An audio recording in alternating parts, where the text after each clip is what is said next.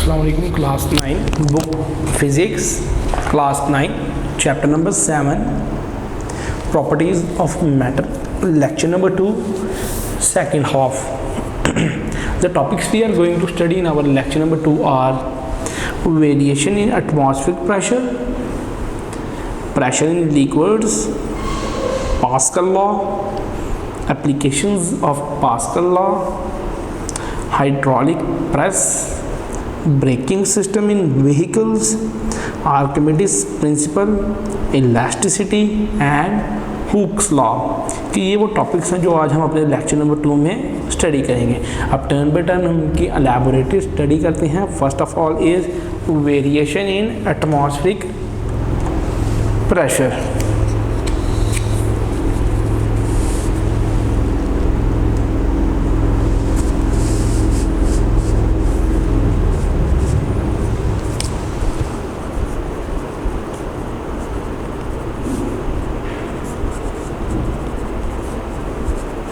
Variation in atmospheric pressure कि जो atmospheric pressure हमने अपने प्रीवियस लेक्चर में स्टडी किया था उनमें कौन कौन सी वेरिएशंस आती हैं और वेरिएशंस के लिहाज से कि आया जो वेरिएशंस आ रही हैं वो कैसे स्टडी करते हैं।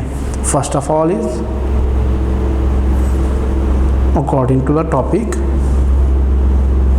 The atmospheric pressure decreases the pressure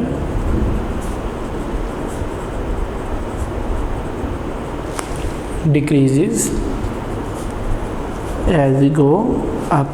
कि एटमॉस्फेरिक प्रेशर कब डिक्रीज़ होगा? जो ही हम ऊपर की तरफ जाएंगे कि जैसे ही हमारा एल्टीट्यूड इंक्रीज़ करेगा तो हमारा जो एटमॉस्फेरिक प्रेशर है वो भी डिक्रीज़ करेगा। The atmospheric pressure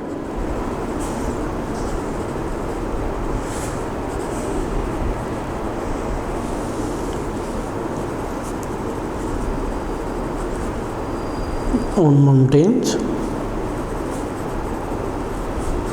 on lower than at sea level। कि जो एटमॉस्फेरिक प्रेशर माउंटेन्स पे मौजूद होगा वो लो होगा सी लेवल की बनिस्बत, क्योंकि सी लेवल में एटमॉस्फेरिक प्रेशर क्या होगा वो सबसे ज़्यादा होगा। लेकिन जो ही हम माउंटेन्स की बात करेंगे तो वहाँ एटमॉस्फेरिक प्रेशर कम होगा। At height of about 30 kilometer, the atmospheric pressure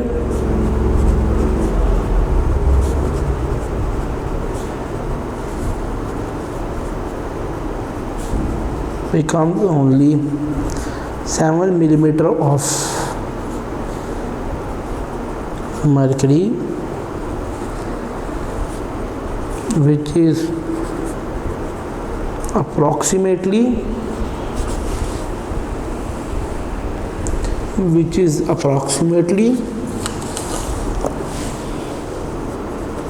thousand Pascal।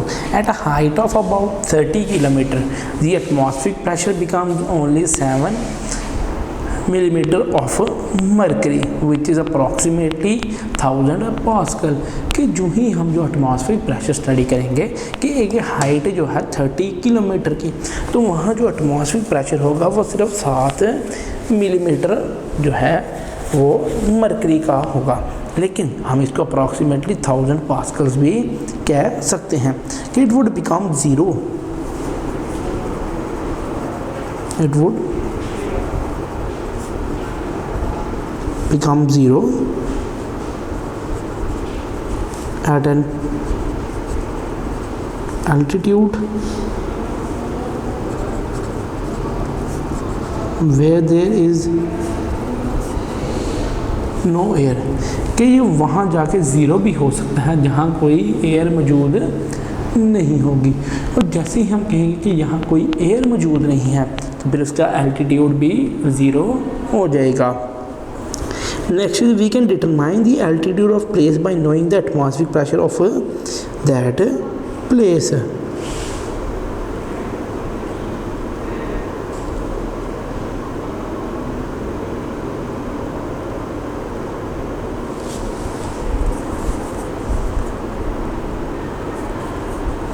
we can know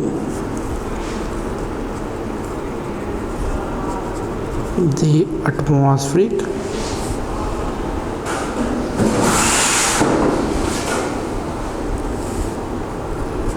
pressure by determining the altitude at a place.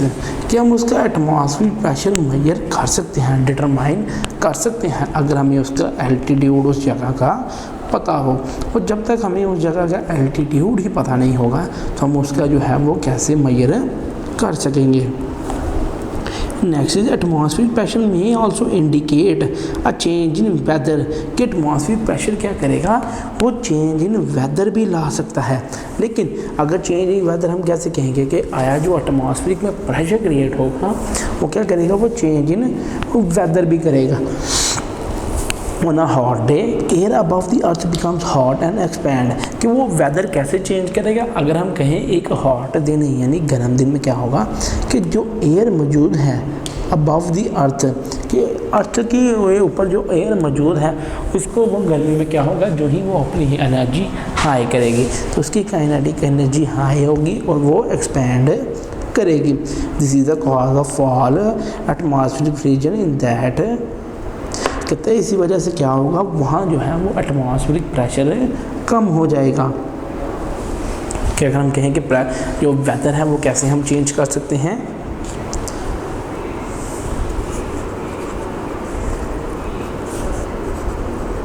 on hot day the air above the earth, on hot day the air above the earth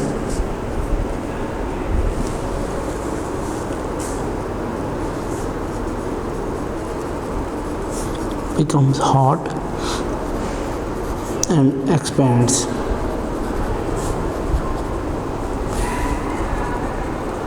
This causes a fall of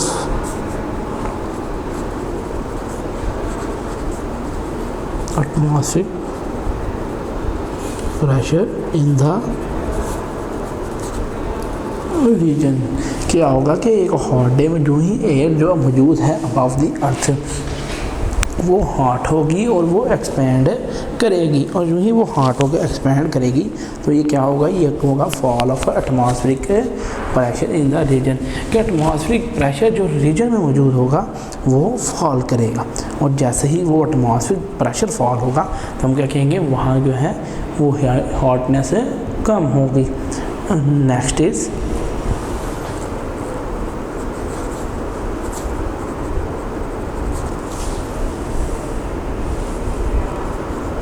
during cold and chilly nights,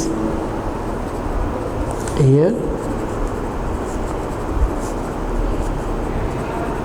above the earth cools down. This causes an increase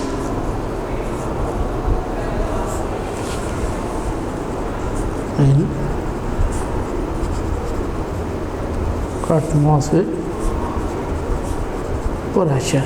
कि during cold and chilly nights, कि जब वो हम ठंडक महसूस होती है या ठंडी रातों में क्या होगा कि जो एयर मौजूद है अबव द अर्थ वो क्या करेगी, वो कूल डाउन होगी।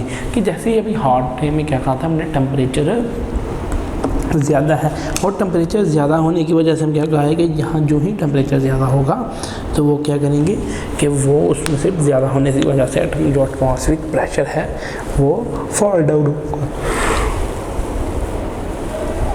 लेकिन जो ही कोल्ड और चिली नाइट्स आएंगी तो एयर जो मौजूद है अबव द अर्थ वो कूल डाउन होगी, और ये क्या करेगा, ये इंक्रीज़ करेगा एटमॉस्फेरिक प्रेशर। किसके लिहाज से दो जो चेंजेस हैं उनके लिहाज से क्या होता है कि प्रेशर चेंज होने से वहाँ जो है जो वेदर की चेंजिंग है वो अकर करती हैं। The changes in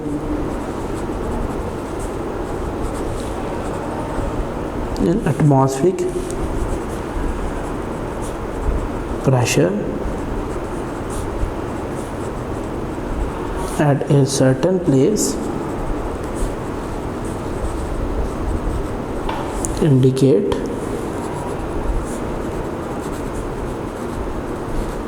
the expected changes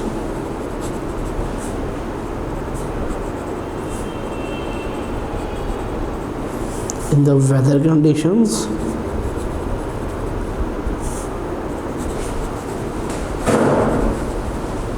of that place.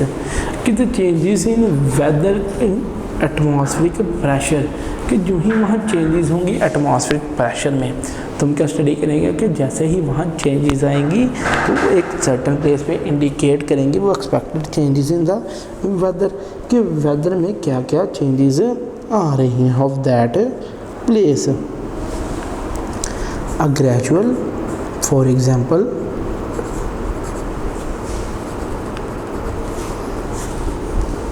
a gradual and average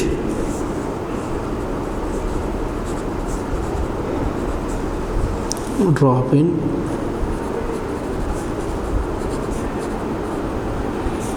atmospheric pressure means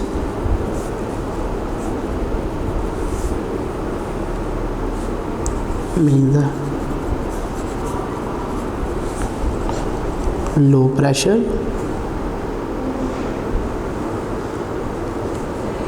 in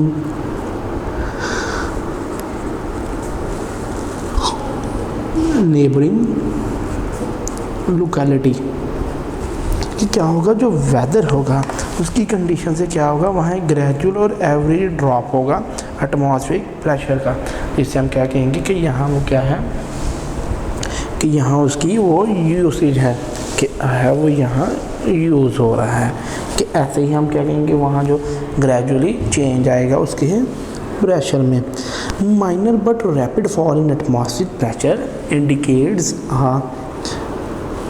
minor but rapid fall in pressure indicates a windy and showery conditions nearby region, कि जो ही atmospheric pressure में क्या होगा थोड़ा fall होगा, कि जैसे ही atmospheric pressure में थोड़ा फॉल आएगा तो वो क्या करेंगे वहाँ जो है विंडी या शॉवरी कंडीशंस मौजूद होंगी, कि आया वहाँ जो हॉटनेस होगी वेदर की वो कम हो जाएगी. इसी तरह decrease in atmospheric pressure is accompanied by breeze and rain. इसी तरह जो है जो एक डिक्रीज इन एटमॉस्फेरिक प्रेशर है वो अकम्पनी होता है बाय ब्रीज और रेन के, कि रेन और ब्रीज के ज़रिए वहाँ क्या है अकम्पनीफिकेशन होती है. Whereas a sudden fall in atmospheric pressure often followed by a storm, rain, typhoon to occur a few hours time, कि जो ही वहाँ सडन फॉल होगा तो सडन फॉल होने से वहाँ आंधी उसके बाद बारिश वगैरह भी वाक़या हो सकती हैं. लेकिन अगर दूसरे ही हाथ हम इसको स्टडी करें कि जो ही जो प्रेशर है वो एक डेडलाइन से भी ज़्यादा हो जाता है, तो वहाँ जो वेदर कंडीशंस हो जाएंगी वो इंटेंस हो जाएंगी, और जो ही वेदर कंडीशंस इंटेंस होंगी तो हम क्या कहेंगे कि एक gradual large increase in the atmospheric pressure, कि जो ही एक लार्ज जो इंक्रीज इन एटमॉस्फेरिक प्रेशर हुआ है, और जो ही एटमॉस्फेरिक प्रेशर इंक्रीज़ होगा तो उसके इंक्रीज़ होने से हम क्या कहेंगे कि वहाँ का वेदर भी चेंज हो गया है. A gradual large increase in the atmospheric pressure indicates a long smell of pleasant weather, कि जो ही ग्राज इंक्रीज़ होगा, कि जैसे ही बहुत ज़्यादा इंक्रीज़ होगा एटमॉस्फेरिक प्रेशर में तो ये इंडिकेट करेगा कि long spell of pleasant weather, कि आया वहाँ एक जो प्लेजेंट वेदर मौजूद है ये उसको बताएगा. And a rapid increase in atmospheric pressure, और जो ही एटमॉस्फेरिक प्रेशर में एक रैपिड इंक्रीज़ होगा तो इंक्रीज़ होने से हम क्या कहेंगे कि जैसे हम यहाँ स्टडी कर रहे हैं कि आया जो पार्टिकल्स हैं यानी जो भी वायु वो मौजूद हैं उसकी मौजूदगी भी हमें ये बता रही है कि जैसे ही यहाँ जो पार्टिकल्स मौजूद होंगे कि जैसे एयर प्रेशर मौजूद है तो एयर प्रेशर की मौजूदगी हमें क्या बताएगी कि जैसे ही यहाँ एयर का प्रेशर मौजूद रहेगा तो वो जो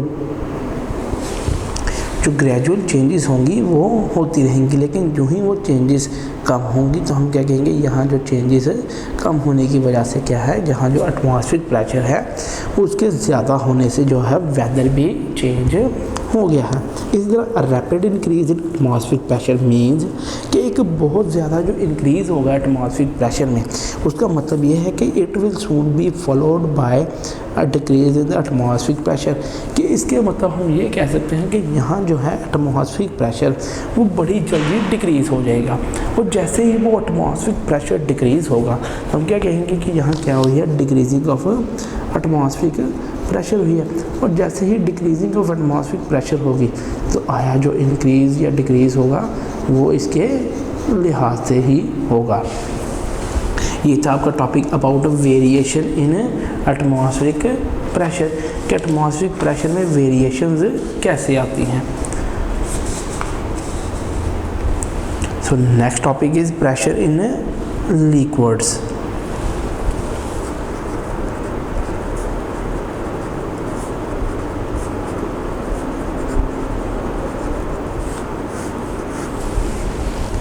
Pressure in liquids.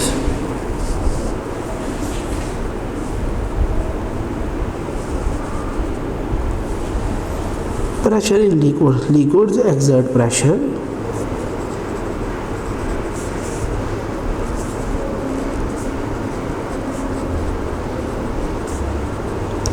Liquid exert pressure.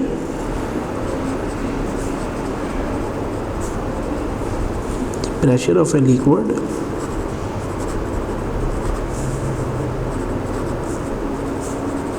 act in all directions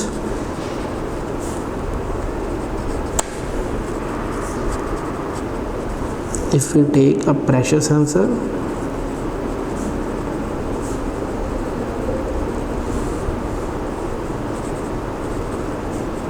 device that measures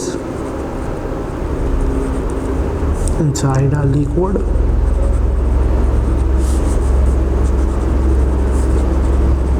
then the pressure of the liquid varies with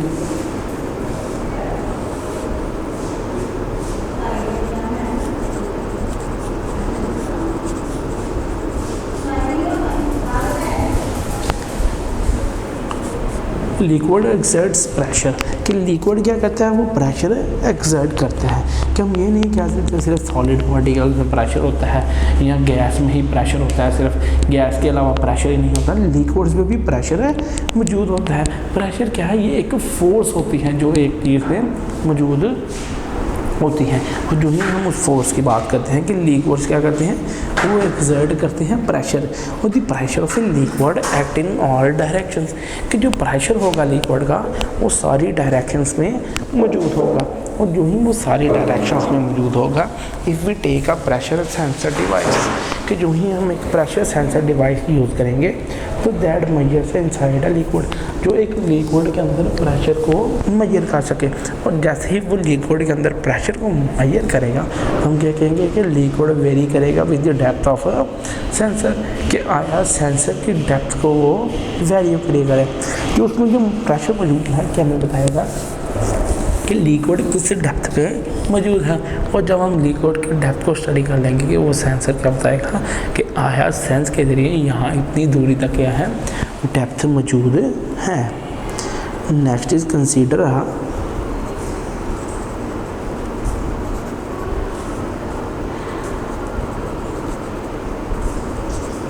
a surface of area A in a liquid at a depth h as shown by by shaded region. The length of the cylinder of liquid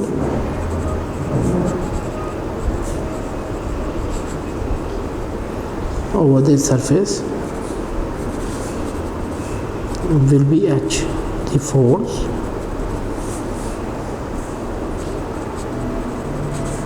acting on this surface, the force acting on this surface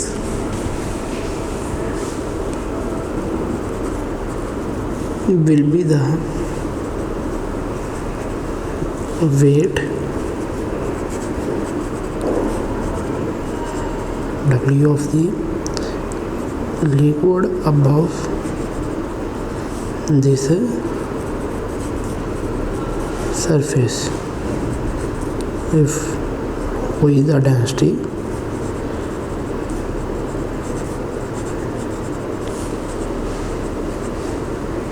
of the liquid, if rho is the density of the liquid,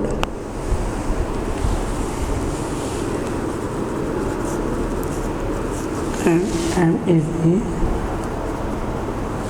mass of liquid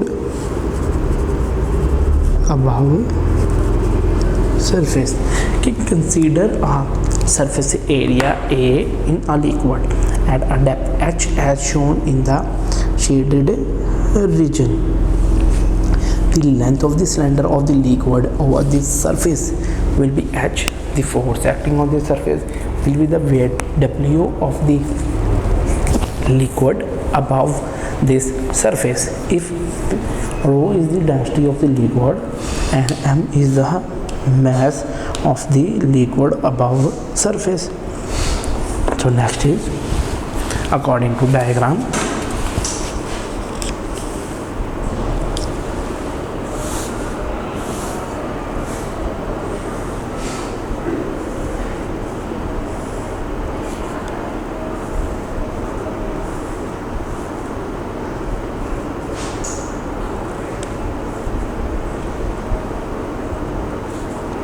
A, P inside and height H के according to diagram जो हमने consider की है. Consider इस surface A कि हमारे पास एक surface A मौजूद है एक डेप्थ पे H की हाइट पे, और जो लेंथ ऑफ द सिलेंडर होगी वो H के बराबर होगी. कि आया लेंथ ऑफ सिलेंडर वो H के बराबर है, और जो ही एक फोर्स एक्ट करेगी उस पर, तो हम क्या कहेंगे कि फोर्स को हम लिख सकते हैं according to mathematically mass of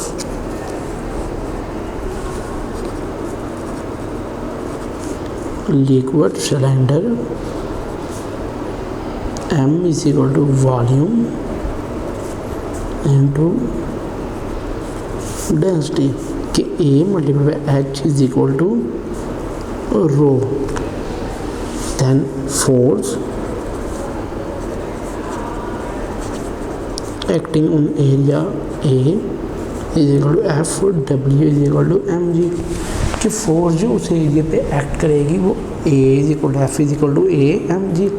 formula हम लिए AH रो G के M किसके बराबर है AH रो G के. So the pressure will be P is equal to F over E. तो F की वैल्यू हम पुट करेंगे AH rho G over A से कैंसिल हो गया, तो pressure will be is equal to rho G H. तो प्रेशर किसके बराबर होगा वो रो जी एच के बराबर होगा, क्योंकि ए तो ए से कैंसिल हो गया. अगर हम दोबारा इसको एक रिपीट करते हैं मैथमेटिकली कि मास ऑफ लिक्विड सिलेंडर किसके बराबर है वॉल्यूम मल्टीप्लाई बाय डेंसिटी के बराबर है. तो फिर एम किसके बराबर होगा A multiply by H and multiply by row.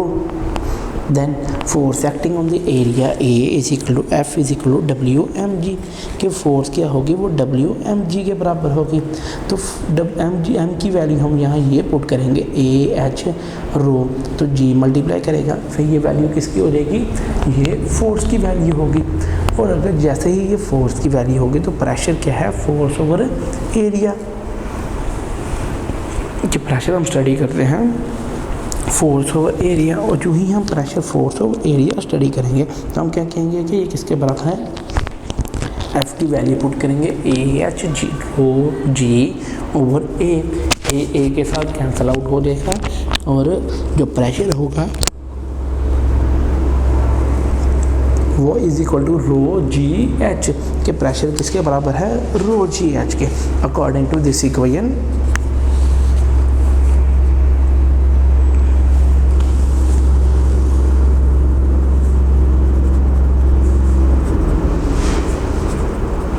this equation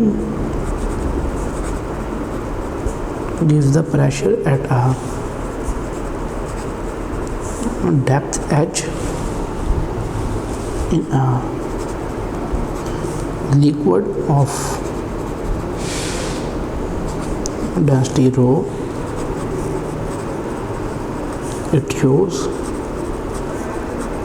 that its pressure in a liquid increases with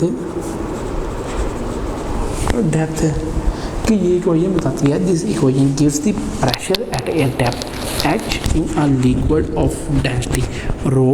It shows that its pressure in a liquid increases with depth, कि ये क्या शो करती है कि जो इक्वेशन है उसमें pressure क्या है, वो एक डेप्थ एच के in a liquid of density rho पे। तो ये क्या है कि प्रेशर जो है लिक्विड ऑल्सो एक्सर्ट प्रेशर, कि लिक्विड प्रेशर एक्सर्ट करते हैं from a height to the depth, कि वो अपनी हाइट से डेप्थ तक क्या है वो प्रेशर क्रिएट करते हैं। और जैसे ही वो प्रेशर क्रिएट करेंगे हम क्या कहेंगे कि ये क्या क्रिएट किया उन्होंने, एक प्रेशर क्रिएट किया है। ये था आपका topic about pressure in liquids. Next is Pascal's law. Pascal's law, according to topic an external force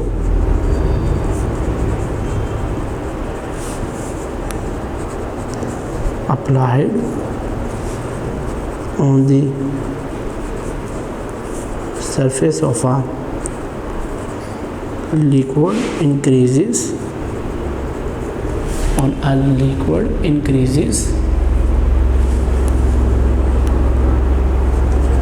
the liquid pressure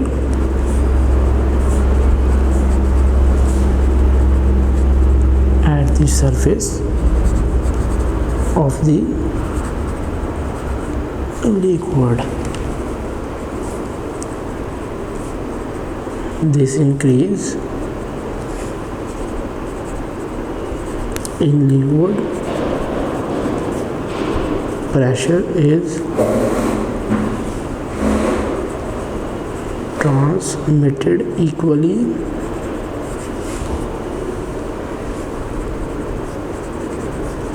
in all directions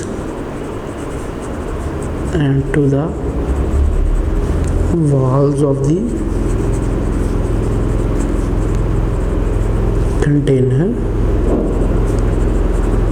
in which it is filled. This result is called Pascal's law. This result is called Pascal's law. कि Pascal's law क्या है, an external force applied on the surface of a liquid increases the liquid pressure at that surface of the liquid. This increase in the liquid pressure is transmitted equally in all directions and to the walls of the container in which it is filled. This result is called pascal law. कि Pascal law क्या है कि जो ही एक external force लगेगी liquid की surface पे वो इंक्रीज़ करेगी लिक्विड का प्रेशर, और जैसे ही लिक्विड का प्रेशर इंक्रीज़ होगा उस सरफेस पे तो उस सरफेस पे लिक्विड के प्रेशर के इंक्रीज़ होने के साथ साथ हम कहेंगे कि वहाँ इंक्रीज़ हुआ है लिक्विड का प्रेशर जो कि ट्रांसमिट हो रहा है इन इक्वल डायरेक्शंस, कि वो इक्वली हर डायरेक्शन में ट्रांसमिट हो रहा है। और जैसे ही वो इक्वली हर डायरेक्शन में ट्रांसमिट होगा तो वो कंटेनर की वॉल्स के साथ स्ट्राइक करेगा, और जैसे ही वो कंटेनर की वॉल्स के साथ स्ट्राइक करेगा तो हम क्या कहेंगे कि ये क्या है, यहाँ एक प्रेशर है फील्ड हो गया है। कि जो ही उनकी स्ट्राइकिंग होगी कंटेनर की वॉल्स के साथ तो वहाँ एक प्रेशर फिल होगा, और जो प्रेशर वहाँ फिल होगा हम उसको क्या कहेंगे, ये क्या है, ये एक पास्कल लॉ है। Next, according to this law is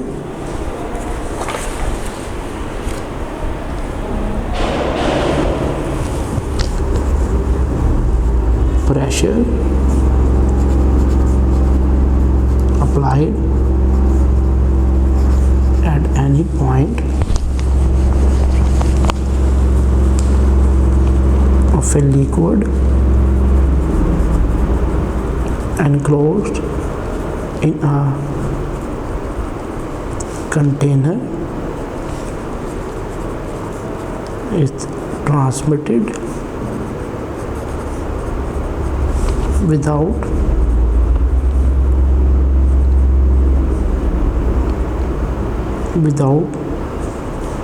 loss to all other parts of liquid। कि pressure at any point of liquid enclosed in a container is transmitted without loss to any other parts of the liquid. कि pressure जो हम apply करेंगे एक point पे तो वो क्या होगा, जब लिक्विड जो है एनक्लोज है इन अ कंटेनर, कि जैसे ही लिक्विड जो एक कंटेनर में एनक्लोज होगा तो उसमें ट्रांसमिट होगा without loss to all other parts of liquid, कि वो बाकी लिक्विड के पास से उसका जो है वो लॉस होगा। कि क्या है, पास्कल के लॉ में हमने कि वो प्रेशर जो उसमें क्रिएट हो रहा है, वो जो प्रेशर उसमें क्रिएट हो रहा है तो वो उसके लिक्विड के it can be demonstrated according to topic, it can demonstrated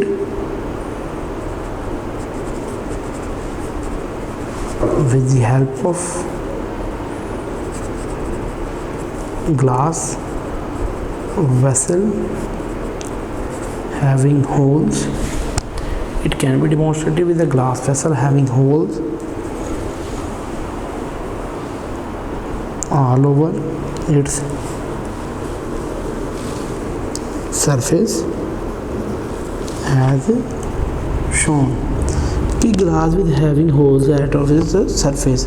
अगर हमने प्रेशर मेजर करना है तो प्रेशर हम ऐसे मेजर करेंगे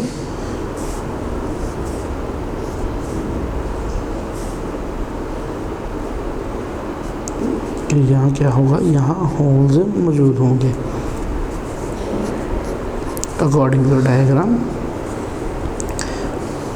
तो यहाँ से वो जो प्रेशर अप्लाई होगा the pressure P will be applied, कि अकॉर्डिंग टू डायग्राम यहाँ से प्रेशर अप्लाई होगा। तो ये जो होल्स हैं ये क्या है, ये demonstrating of Pascal's law. Next is fill with water.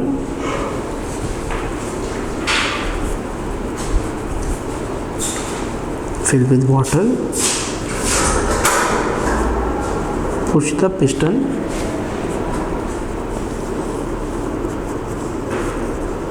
the water rushes out the holes in the vessel।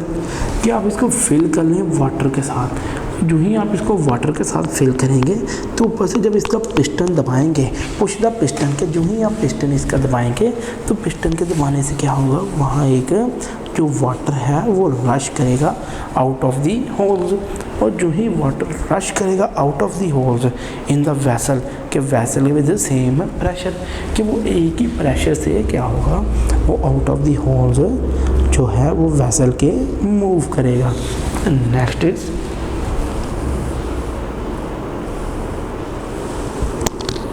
the force applied, the force applied on the piston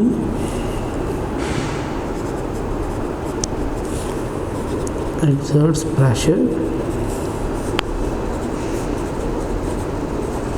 on water, कि वो क्या होगा, the force applied on the piston exerts pressure on the water,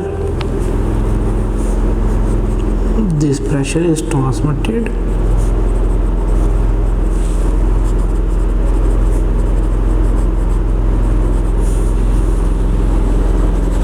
equally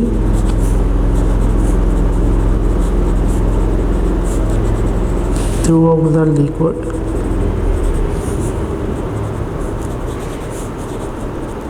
all directions. In general, this law holds good for fluids, both for liquids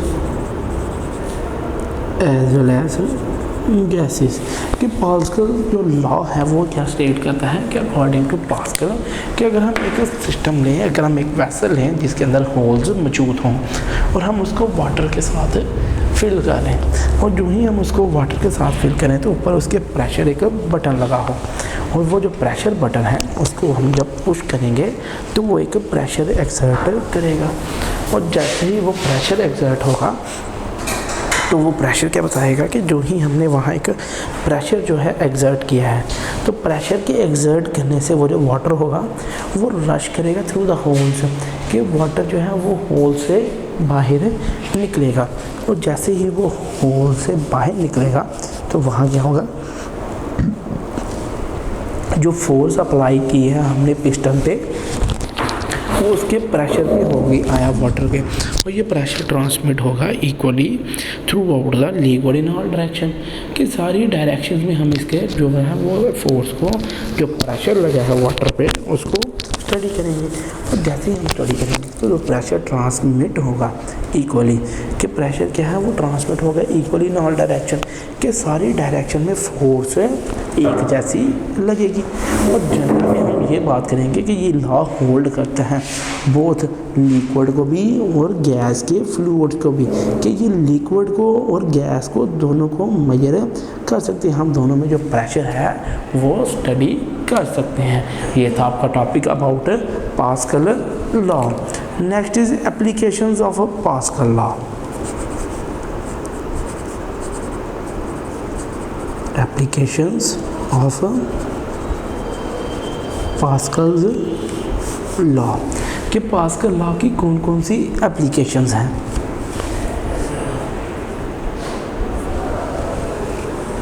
pascal law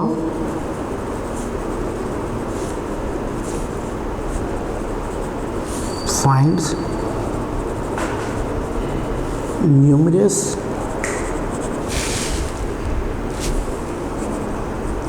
applications in our daily life, such as automobiles, hydraulic brake system, hydraulic brake system,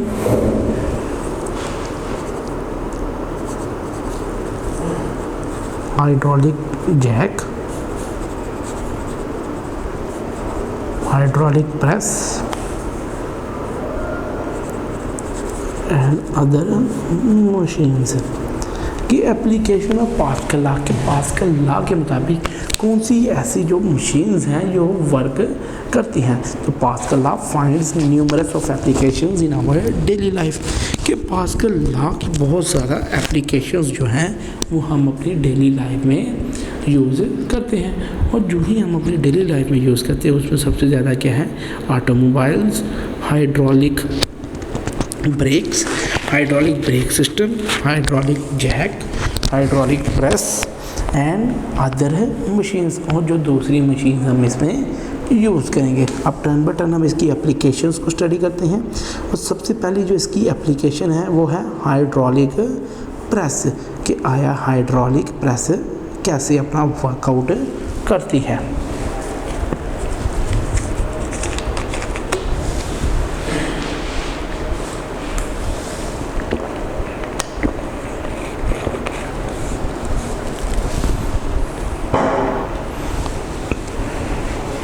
Hydraulic press.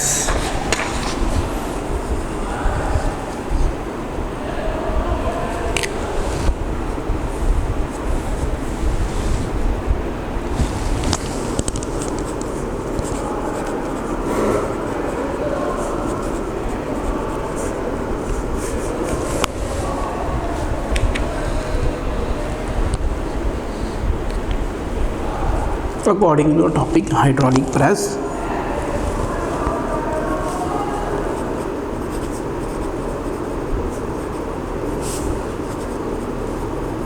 hydraulic press is a machine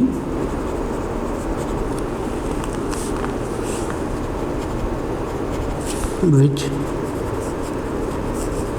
works on Pascal's law. It consists of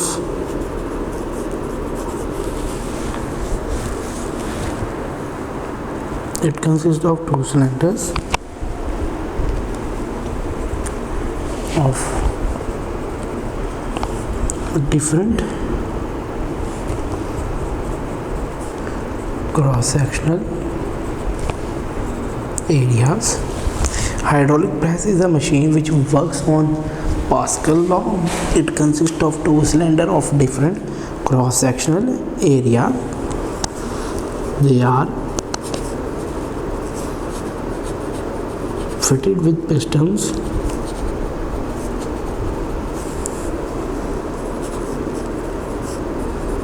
of cross-sectional areas A and A. The object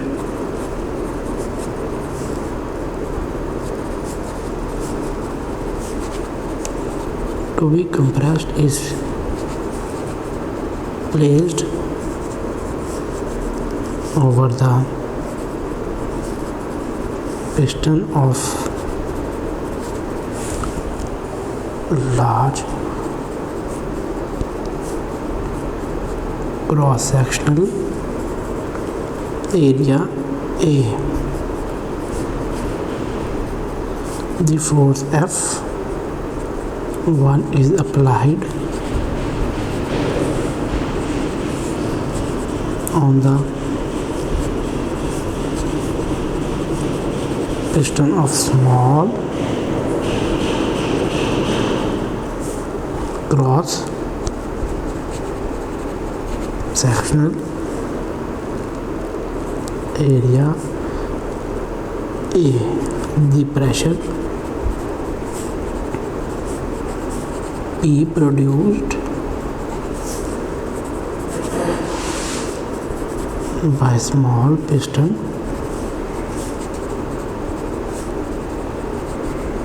is transmitted equally to the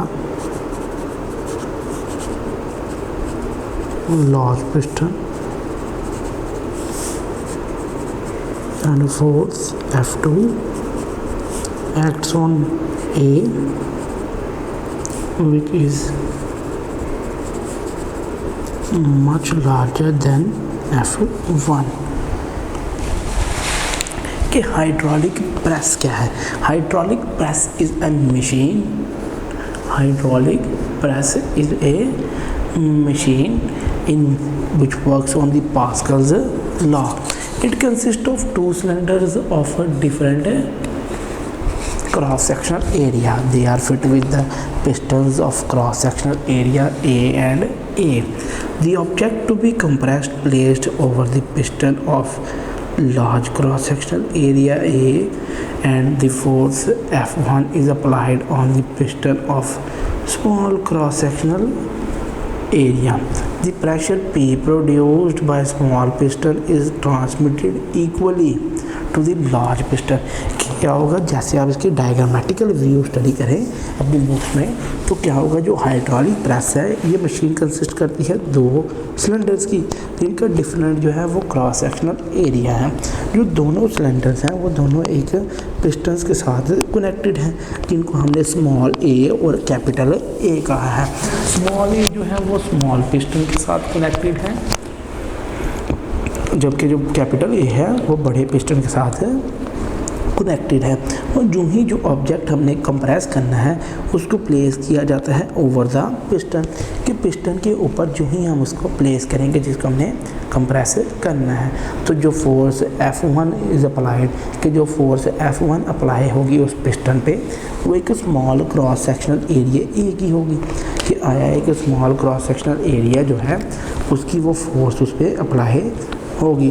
और जैसे ही हम उसकी applying study करेंगे हम कहेंगे जैसे ही ये apply हुई है तो एक large cross sectional area A की वजह से, और जो ही जो फोर्स F1 है वो अप्लाइड है ऑन दी पिस्टन, कि जो फोर्स F1 अप्लाई होगी on the piston of small cross sectional area, और जैसे ही स्मॉल क्रॉस सेक्शनल एरिया की वजह से वहाँ अप्लाई होगी तो द प्रेशर F प्रोड्यूस्ड, के जो प्रेशर P प्रोड्यूस होगा वो एक स्मॉल पिस्टन की वजह से होगा, कि जो स्मॉल पिस्टन वहाँ मौजूद है उसकी वजह से वहाँ एक प्रेशर क्रिएट होगा।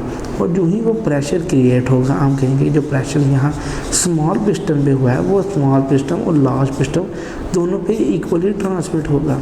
और जैसे ही वो इक्वली ट्रांसमिट होगा तो जो फोर्स F2 एक्ट करेगी ऑन ए पे, कैपिटल ए पे, जो कि लार्जर है F1 से, कि F1 फोर्स क्या है वो एक्ट कर रही है ऑन स्मॉल पिस्टन, कि जो ही F1 जो फोर्स है वो स्मॉल पिस्टन पे एक्ट करेगी और जो F2 पिस्टन है वो लार्ज पिस्टन पे एक्ट करेगी।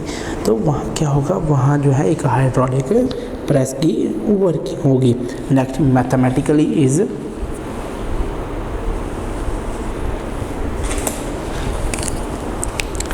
Pressure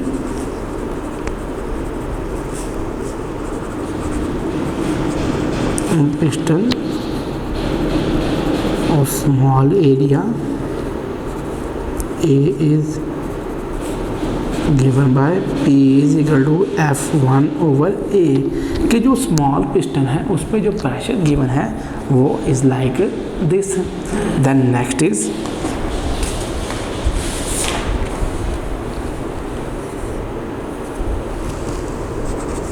apply Pascal's law, the pressure on large piston of area A will be the same on small piston। कि पास्कल लॉ के मुताबिक जो प्रेशर लार्ज पिस्टन पे एरिया पे ए पे होगा वो किसके बराबर होगा, जो स्मॉल पिस्टन के पे प्रेशर के बराबर। नेक्स्ट विल की P is equal to F2 over A capital. अगर हम दोनों इक्वेशंस को कंपेयर करें, comparing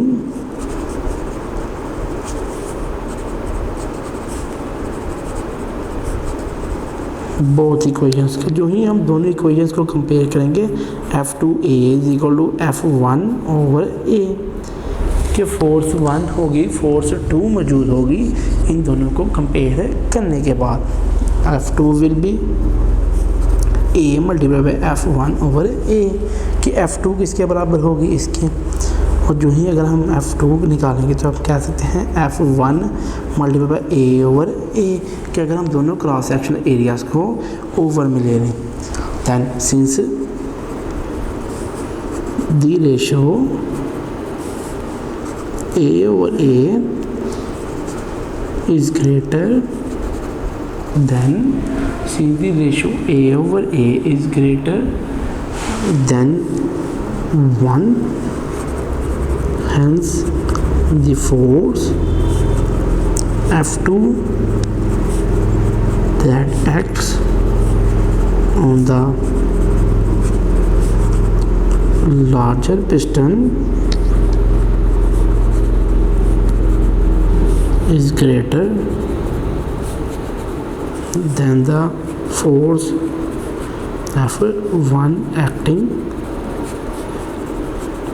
on the smaller piston कि जो ही इनके पिस्टन्स पे जो वैल्यू उसकी एक्ट करेगी। Next is since the ratio A over A is greater than 1, hence the force F2 that acts on the larger piston is greater than the force F1 acting on the smaller piston कि जो ही हम ratio की बात करेंगे कि A over A ratio होगी कि वो ग्रेटर होगी अगर A रेशो से, तो फिर जो वहाँ फोर्स F2 एक्ट करेगी कि जो फोर्स वहाँ एक्ट करेगी वो लार्जर पिस्टन के साथ एक्ट करेगी कि आया यहाँ लार्जर जो पिस्टन्स हैं वो यूज़ होंगे और फोर्स F1 एक्टिंग करेंगी, और जो ही फोर्स F1 एक्ट करेगी उन्हें स्मॉलर पिस्टन कि वो स्मॉलर पिस्टन पे भी वो फोर्स एक्ट करेगी, और जैसे ही वो स्मॉलर पिस्टन पे वो फोर्स एक्ट करेगी हम कहेंगे कि hydraulic systems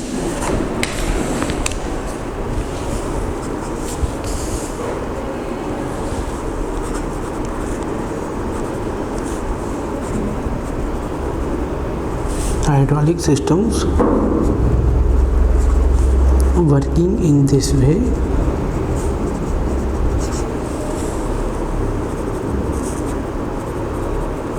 are known as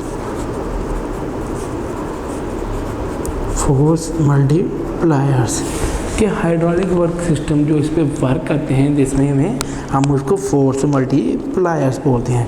तो ये किसकी डेफिनेशन होगी, फोर्स मल्टीप्लायर्स के।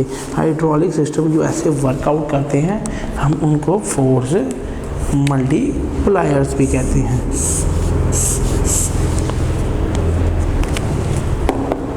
ये था आपका टॉपिक अबाउट हाइड्रोलिक प्रेस कि हाइड्रोलिक प्रेस कैसे जो है वो पास्कल लॉ के मुताबिक अपना वर्क परफॉर्म करती है। Next is example 7.2 a numerical type example.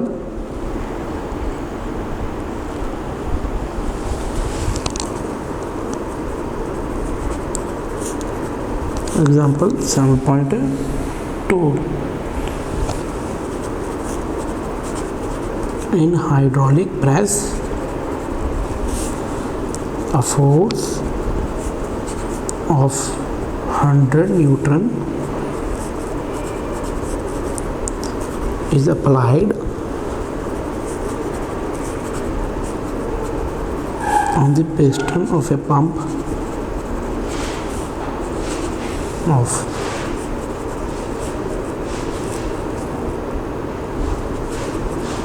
cross sectional area 0.01 m square.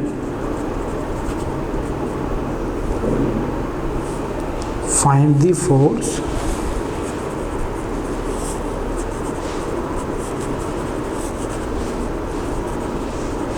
that compresses a cotton bale placed on larger piston of cross sectional area 1m square. The example is 7.2.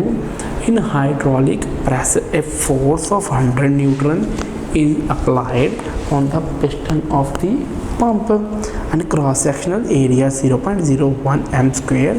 Find the force that compresses a cotton bale placed on the larger piston of cross sectional 1 m square. Solution: given data, F1 is equal to 100 Newton, A is equal to 0.01 meter square, A is equal to 1 m square, pressure P on smaller piston F1 over A is equal to 100 Newton over 0.01 m square, and the value is 10,000 Newton per square. किसकी value क्या होगी? जैसे हमने जो pressure formula find किया था कि F1 is equal to over A, तो वैल्यू पुट करेंगे 100 न्यूटन ओवर 0.01 m स्क्वायर, तो वो क्या निकलेगा 10,000 newton metre square. Then next is applying Pascal's law.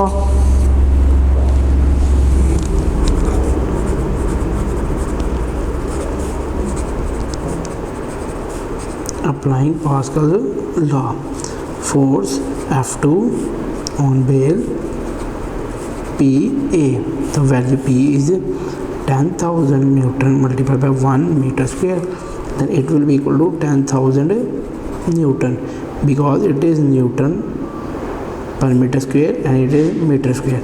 Meter square are cancelled, and thus hydraulic answer is thus F2. Thus hydraulic press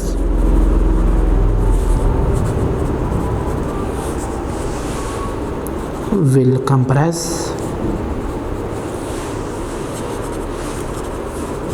the bale with a force of 10,000 Newton. कि जो hydraulic press है वो compress करेगी एक bell को with a force of 10,000 Newton, कि वो एक 10,000 न्यूटन के जो हाइड्रोलिक प्रेस है उसको कंप्रेस करेगी। और जो ही हम इसकी कंप्रेसेशन स्टडी करेंगे कि आया जो कंप्रेस होने का है कि जो हाइड्रोलिक प्रेस है वो कंप्रेस करेगी एक बेल को, फोर्स जो है वो 10,000 Newton. The next topic is The next topic is braking system in vehicles. The next topic is braking system in vehicles.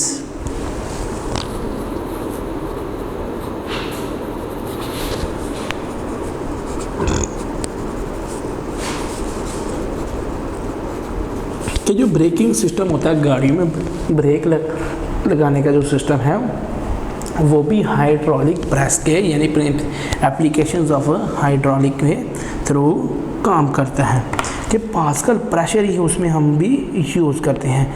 अब हम इसकी एक्सप्लेनेशन स्टडी करते हैं।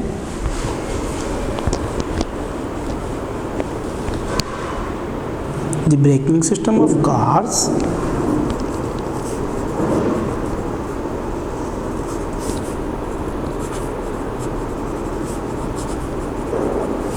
the braking system of cars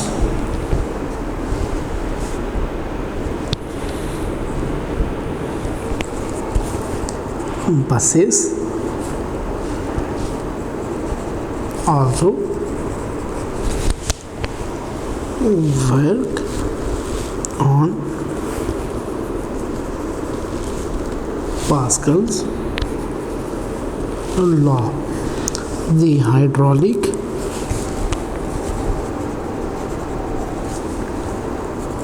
brakes.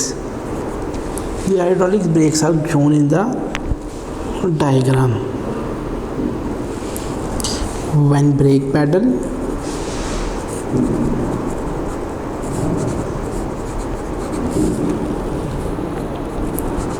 is pushed, when brake pedal is pushed, It exerts a force. It exerts a force on the master cylinder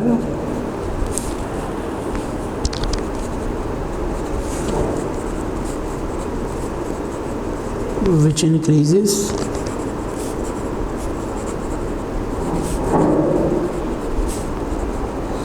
the liquid pressure in it. The liquid pressure is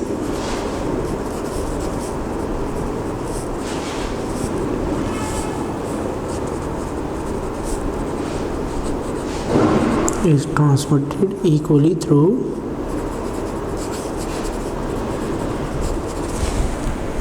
the liquid pressure is transmitted equally through the liquid in the metal pipes to all the pistons of other cylinders. Due to increase in the liquid pressure,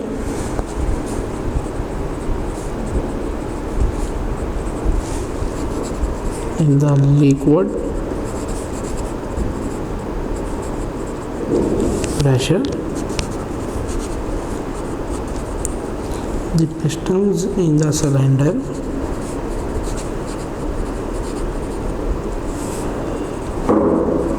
move outward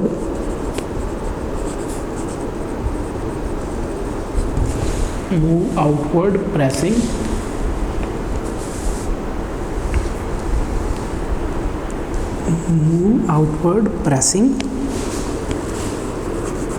the brake pads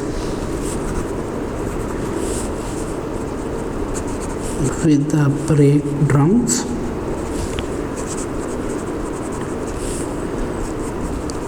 The force of friction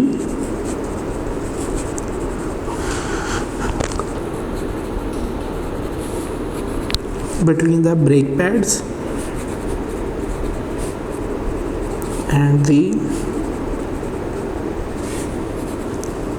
brake drums stop the wheels.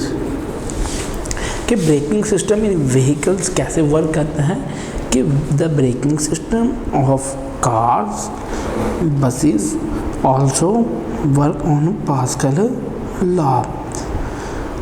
When the hydraulic brakes, when the brake is pushed, it exerts a force on the master cylinder.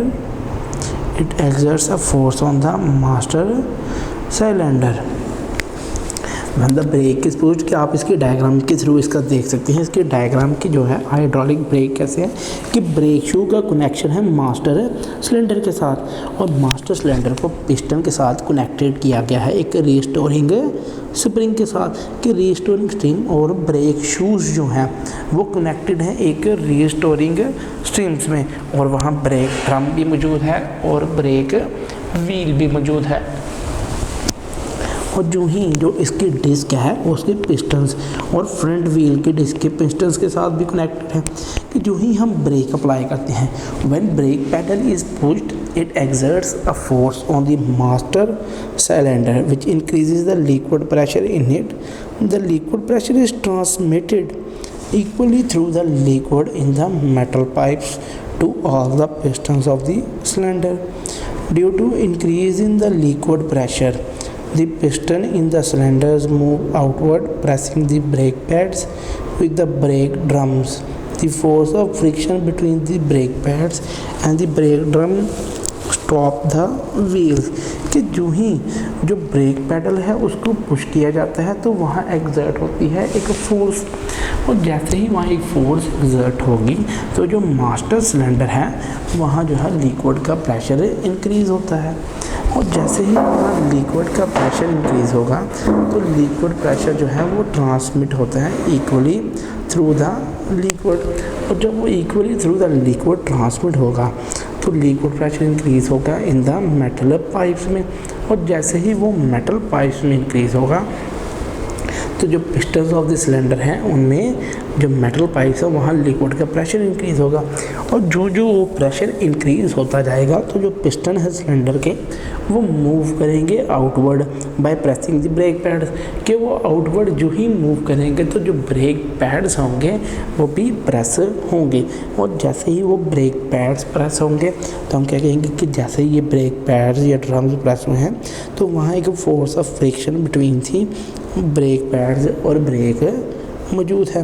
जो ही वहाँ एक friction मौजूद होगी brake pads के और break drums के, वो stop करेगा व्हील्स को, और जैसे ही वो व्हील्स को स्टॉप करेगा तो वहाँ एक force of friction between the brake pads and the break drum stop करेगी व्हील्स को, और जैसे ही वहाँ व्हील्स रुकेंगे तो व्हील्स के रुकने के साथ हम क्या स्टडी करेंगे कि एज इट जैसे ही व्हील्स रुकेंगे तो व्हील्स के साथ जो है वो ड्रम्स भी रुकेंगे। इस तरह क्या होगी, वहाँ ब्रेक अप्लाई होगी। और ये था ब्रेक सिस्टम इन व्हीकल्स के। व्हीकल्स में ब्रेक जो हाइड्रोलिक प्रेशर यानी जो प्रेशर लिक्विड के प्रेशर यानी पास्कल लॉ पे डिपेंड करके कैसे ब्रेक अप्लाई की जाती है। This was the topic about braking system in vehicles. Next topic is Archimedes principal. Next is Archimedes principle. According to Archimedes principle, an air-filled balloon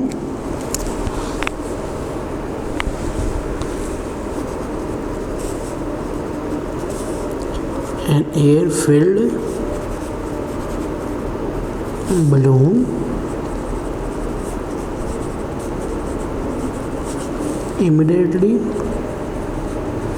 shoots up to the surface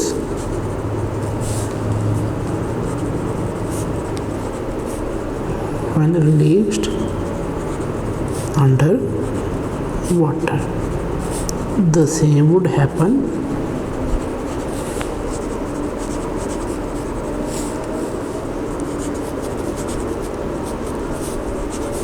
if a piece of wood is released underwater.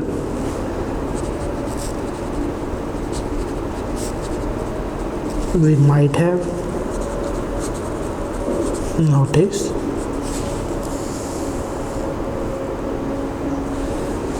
that a mug filled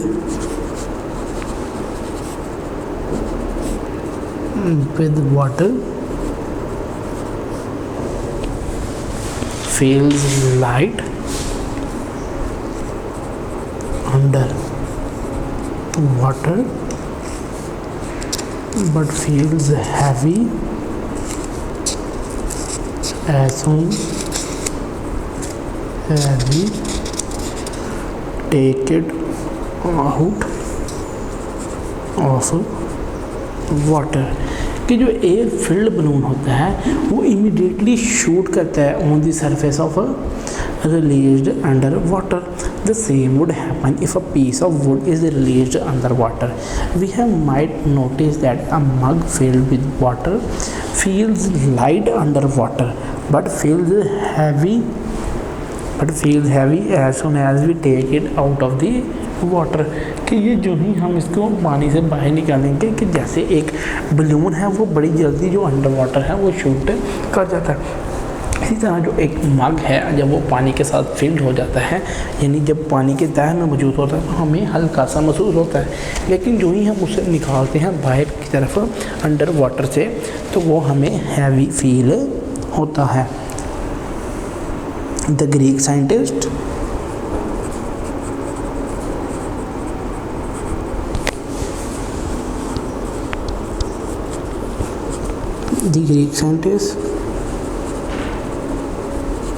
Archimedes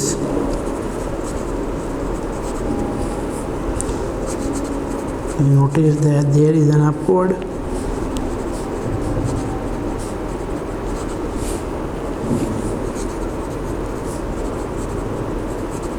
force which acts on an object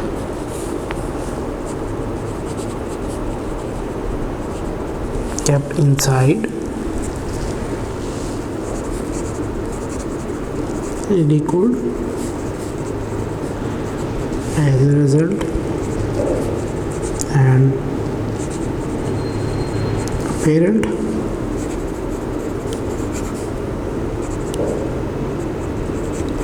loss of weight is observed in the object. This upward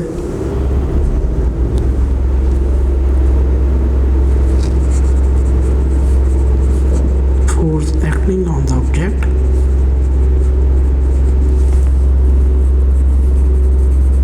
is called the upthrust of a liquid. The Greek scientist Archimedes noticed that there is an upward force which acts on the object. उसने देखा कि एक ऐसी force है जो upward direction में एक object पे डिपेंड करती है, kept inside a liquid, एक लिक्विड के अंदर. As a result an apparent loss of weight, कि जो ही वहाँ लॉस ऑफ वेट हुआ उसने ऑब्जर्व किया कि वो जो ऑब्जेक्ट है उसमें एक अपवर्ड फोर्स एक्ट कर रही है जिसको हम अपथ्रस्ट ऑफ द लिक्विड कहते हैं, which is called upthrust of. कि दिस अपवर्ड फोर्स, कि ये जो upward force he acting on the object is called upthrust of liquid. कि ये जो ऑब्जेक्ट पे फोर्स एक्ट कर रही है हम इसको अपथ्रस्ट ऑफ द लिक्विड कहेंगे. Then according to Archimedes principle, कि आर्किमिडीज जो प्रिंसिपल उसने बनाया उसके मुताबिक क्या था कि when an object is totally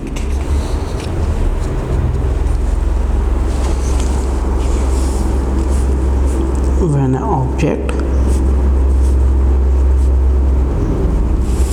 is totally or partially, when an object is totally or partially immersed in a liquid, an upthrust acts on it equal to the weight of the liquid it displaces. कि when an object is totally or partially immersed in a liquid in upthrust act as a liquid to the weight. कि हम जो ही एक object जो है वो totally या पार्शली इमर्स होता है एक लिक्विड में, कि जैसे ही वो लिक्विड की लेयर से हम कह सकते हैं उसकी तह में इमर्स होता है तो एक अपथ्रस्ट एक्ट करता है कि ऊपर से एक फोर्स उस पर एक्ट करेगी जो लिक्विड में डिस्प्लेसमेंट है पैदा करेगी. अगर हम इसको जनरली एक एग्जांपल से कंसीडर करें, consider a solid cylinder of cross-sectional area A and height h immersed in a liquid.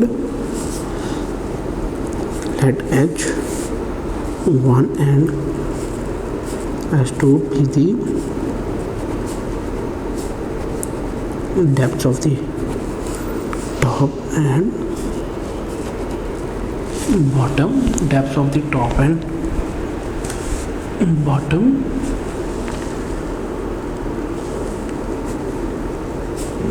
faces of the cylinder respectively.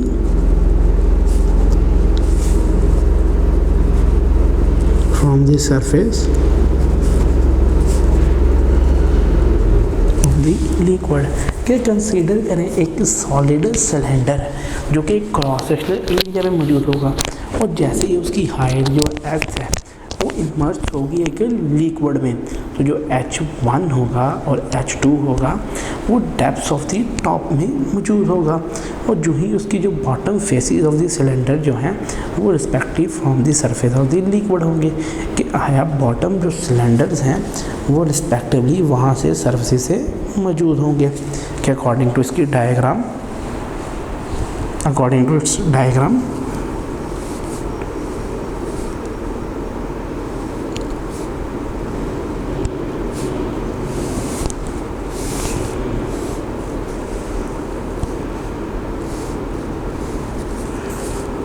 A, F1, F2,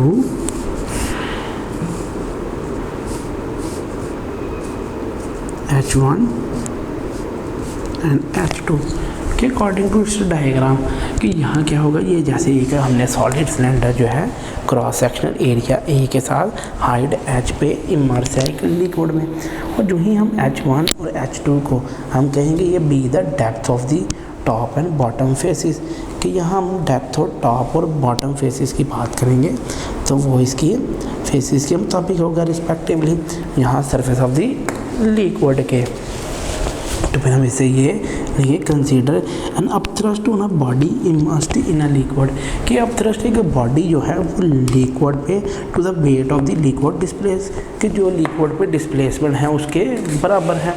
next mathematically then H2 minus H1 is equal to H if P1 and P2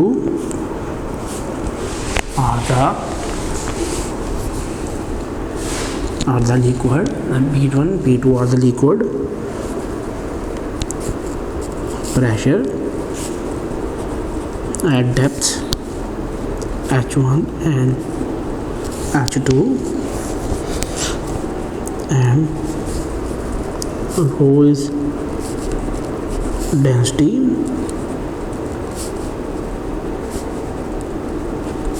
then according to equation, तब equation के मुताबिक क्या होगा कि P1 is equal to rho g H1 and P2 is equal to rho g H2.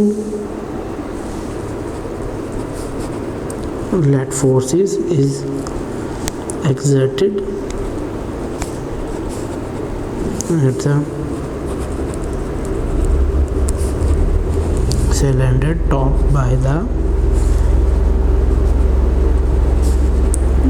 liquid due to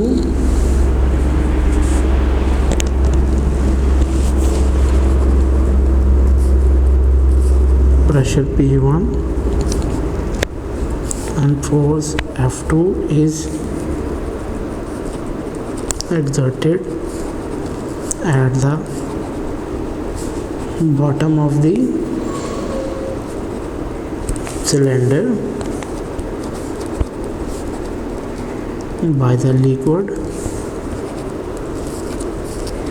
due to P2 क्यों by the liquid due to P2 के बराबर होगा then F1 will be equal to F1 किसके बराबर होगी P1A जो कि रो जी H1A के बराबर है।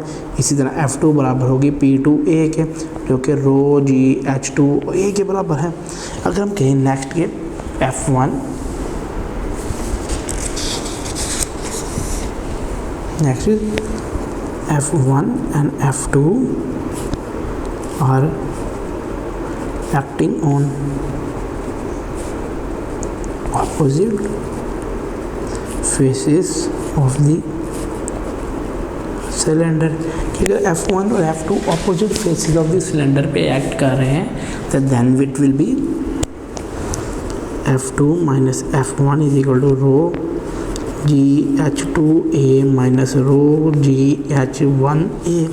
तो फिर हम इसको कलेक्टिवली लिख सकते हैं रो GH is equal to H square minus H1 कि अगर हम रो जी H की वैल्यू को कॉमन ले लें तो फिर वो H स्क्वेयर माइनस H1 के बराबर होगा।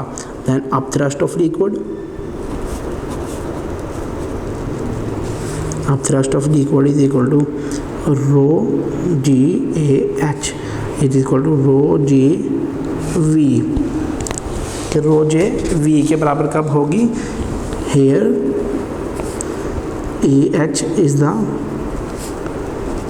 Volume V of the cylinder, जब वो volume V of the cylinder है, and is equal to the volume of the liquid displaced, और ये किसके वॉल्यूम के बराबर है? जो लिक्विड डिस्प्लेस्ड का, इसलिए हम अब थ्रस्ट की वैल्यू क्या लेंगे कि रो जी वी के बराबर है।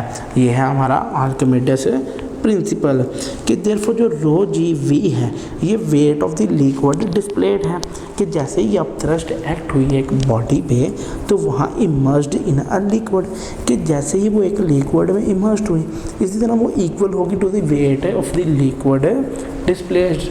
वो किसके बराबर है? उस वेट ऑफ द लिक्विड के जो हमने डिस्प्लेस किया है, और ये है हमारा Archimedes principal. This was your topic about Archimedes principal. Next is an example 7.3।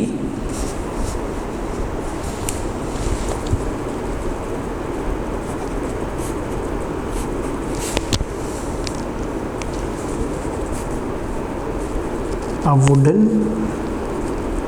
cube of sides 10 centimeter each has been dipped completely in water. Calculate the upthrust of water acting on it, कि a wooden cube of size 10 centimeter are dipped completely in water. Calculate the upthrust of the water. A numerical type example. Solution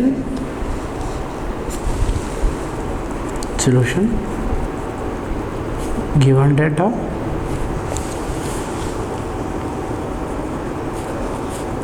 length of side L is equal to 10 centimeter, which is equal to 0.1 meter. Volume is V is equal to L cube, 0.1 meter cube is equal by 1 multiplied 10 raised to power minus 3 m cube. Next is density of water. Rho is equal to 1000 kilogram per meter cube according to formula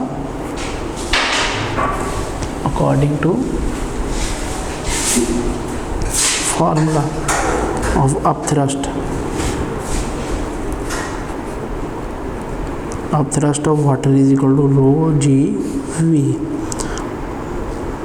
1000 kgm cube multiplied by 10 meter per second square multiplied by 1 multiplied 10 raised to power minus 3, कि ये उसकी values जो हमने put की, तो is equal to 10 newton. Then answer is 10 newton. Thus upthrust of water acting on the wooden cube is 10 newton, कि जो upthrust of water act करी है कि वुडन क्यूब पे वो किसके बराबर है? वो 10 न्यूटन के बराबर है। This was your numerical type example 7.3। Next is density of an object, कि डेंसिटी ऑफ ए ऑब्जेक्ट हम कैसे फाइंड आउट करते हैं।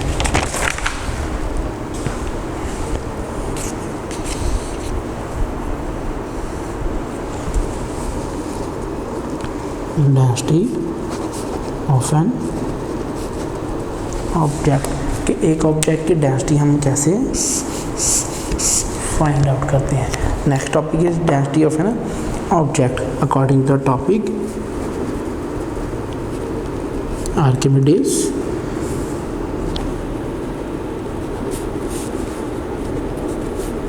principle is also helpful to determine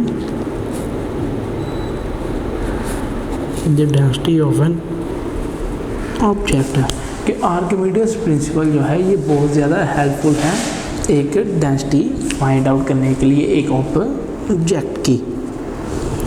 the ratio in the weights of a body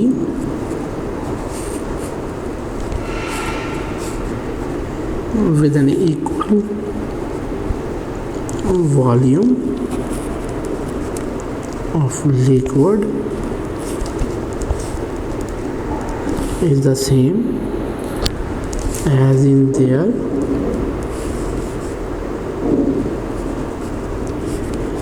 densities कि जैसी उसकी densities में मौजूद है।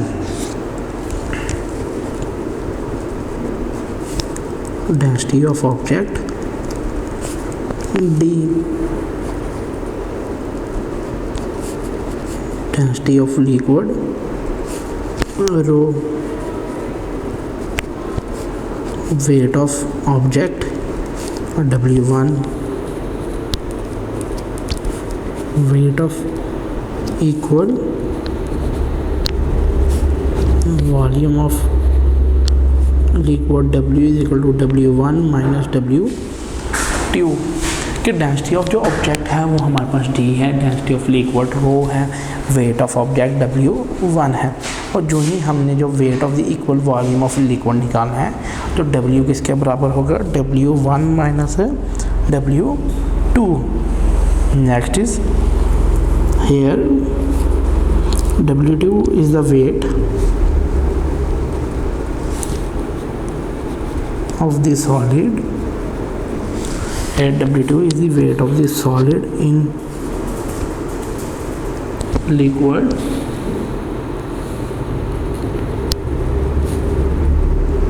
according to Archimedes principle। W2 is less than its actual weight W1 by an amount W जो कि इसकी amount W के बराबर है। Here W2 is the weight of the solid in liquid कि W2 किसके बराबर है वो उसके सॉलिड की वैल्यू के बराबर है। यूँ ही Archimedes principle W2 is less than इस एक्चुअल वेट जो कि उसके एक्चुअल वेट के बराबर है। Next is D is equal to rho W1 over W, then D is equal to W1 over W multiplied by P, then density is equal to W1 minus W2 minus W1 is equal to रो क्योंकि हमने W की value क्या place की थी W2 minus W1 कि W1 minus करेगा W2 को, इस तरह हमने इसकी वैल्यू जो है वो यहाँ प्लेस आउट की, value placed. So according to this formula thus finding the weight of the solid in air W1 and its weight in water W2 we can calculate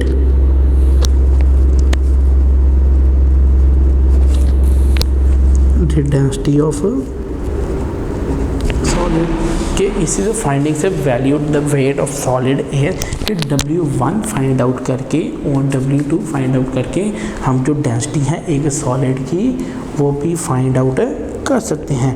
ये है आपका topic of density of an object कि एक object की हम density कैसे find out करते हैं कि आर्किमिडीज जो प्रिंसिपल है वो बहुत ज़्यादा हेल्पफुल है to determine the density of an object.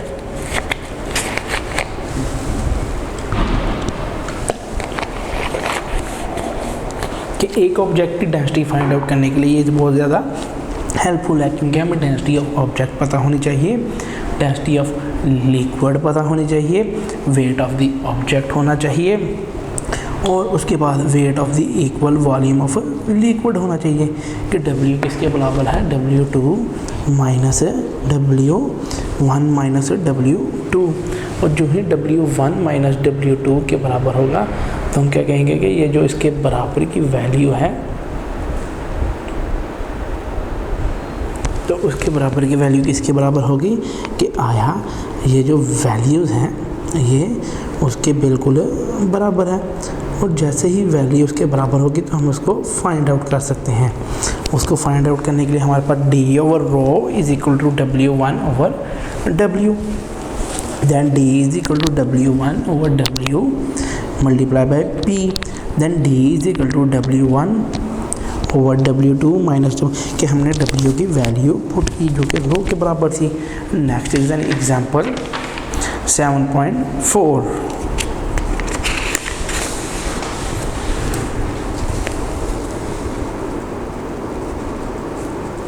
Example 7.4।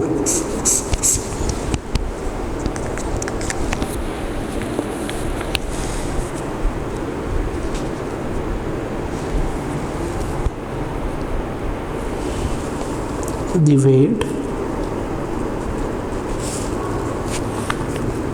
of a metal spoon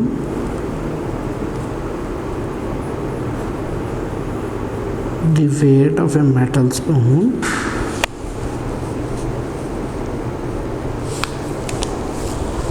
in air is 0.48 Newton. Its weight in water is 0.42 Newton. Find its density, किसकी डेंसिटी फाइंड आउट करें। Numerical type example, the weight of a metal spoon in air is 0.48 Newton and its weight in water is 0.42 Newton. Find density. Weight of spoon is 0.48 Newton. Weight in water is 0.42 Newton. Density is 1000 kilogram per meter cube. Find density of a spoon according to formula. According to formula कि D is equal to W1 over W1 minus W2 multiplied by rho. Putting values 0.48 Newton minus 0.48 Newton minus 0.42 Newton multiplied by 1000 is equal to 8000 kilogram per meter cube. Answer is D density किसके बराबर है। Thus density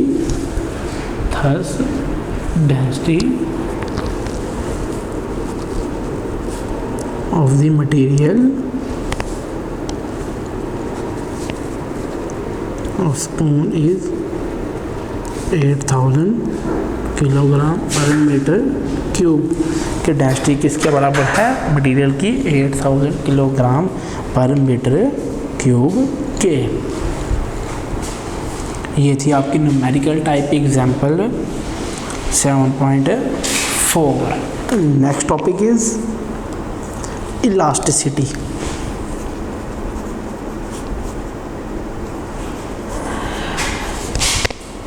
Elasticity. According to topic, we know that the length of a rubber band increasing on stretching it.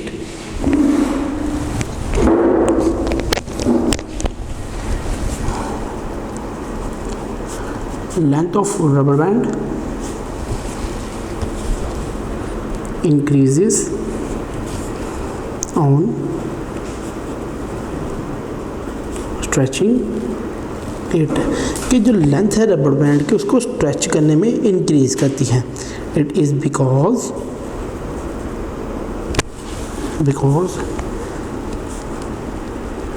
the length of the string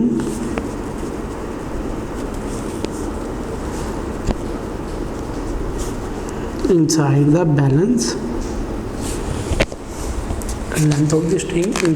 the balance is lowered when the body is suspended from it. It is because the length depending upon the weight, कि हम कह सकते हैं जो length of rubber band है वो depend करती है, उसकी इंक्रीज़ करती है स्ट्रेंथ. तो उसकी स्ट्रेंथ कैसे इंक्रीज़ करते हैं, क्योंकि जो ही लेंथ जो है एक स्ट्रिंग की वो एक बैलेंस के अंदर लोअर करते हैं, जो ही जो बैलेंस है उसकी बॉडी के साथ सस्पेंडेड होता है. कि जैसे ही अभी हमने बैलेंस के साथ कोई बॉडी सस्पेंड की है तो जो ही हम उस पर फोर्स लगाएंगे, the applied force,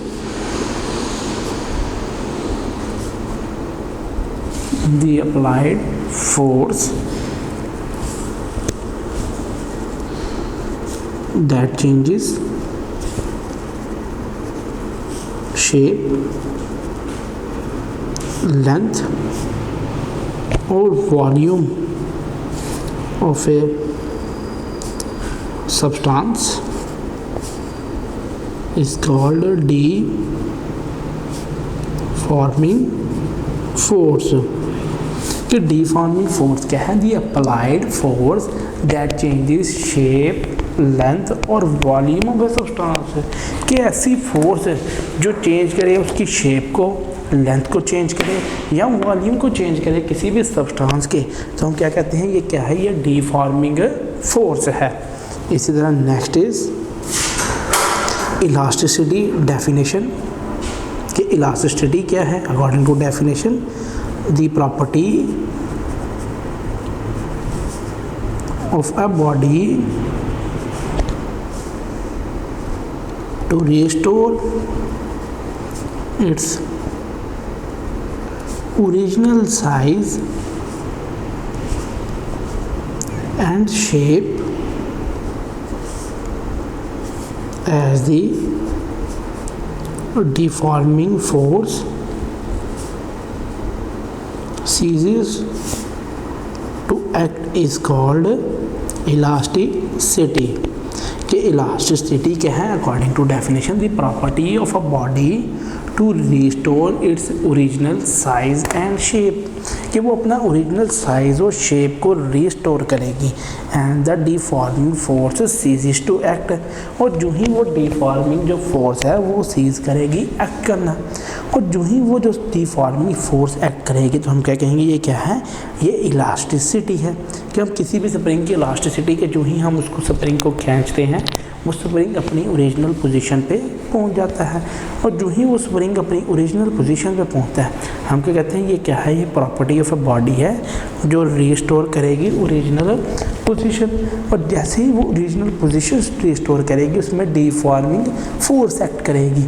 deforming force क्या है, according to definition, the applied force that changes shape, length और वॉल्यूम ऑफ ए सब्सटेंस. कि ऐसी अप्लाइड फोर्स जो चेंज करेगी शेप, लेंथ और वॉल्यूम किसी भी सब्सटेंस का. और जो ही वो शेप, लेंथ या volume of a substance change करेगी तो वो एक डिफॉर्मिंग फोर्स कहलाएगी. नेक्स्ट इज, ये था टॉपिक आपका about elasticity. Next is stress. कि स्ट्रेस क्या होता है.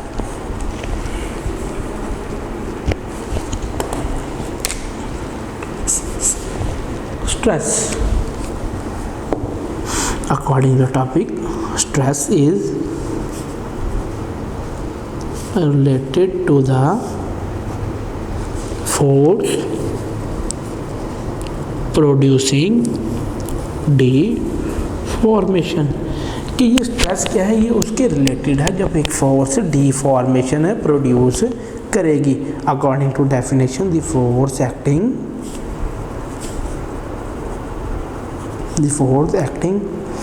On unit area at the surface of a body is called stress। कि हम स्ट्रेस को क्या कहेंगे, the force acting on a unit area at the surface of the body. कि जो एक unit area of the body पे act करेगी वो क्या कहलाएगी, उसकी stress. According to mathematically stress is equal to force over area. कि स्ट्रेस क्या है, फोर्स ओवर एरिया है। In SI unit the stress is newton per square metre. क्यों किसके बराबर है, न्यूटन पर स्क्वायर मीटर के बराबर है उसकी SI यूनिट है। ये था अबाउट स्ट्रेस के स्ट्रेस क्या है, ये force acting on a unit area at the surface of the body. Next is strain.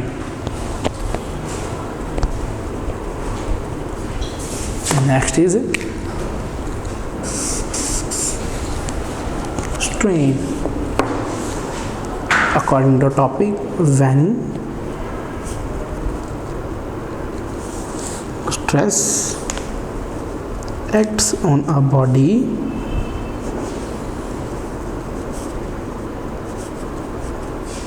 it may change its length, volume or shape. A ratio of such a change caused by the stress will the original length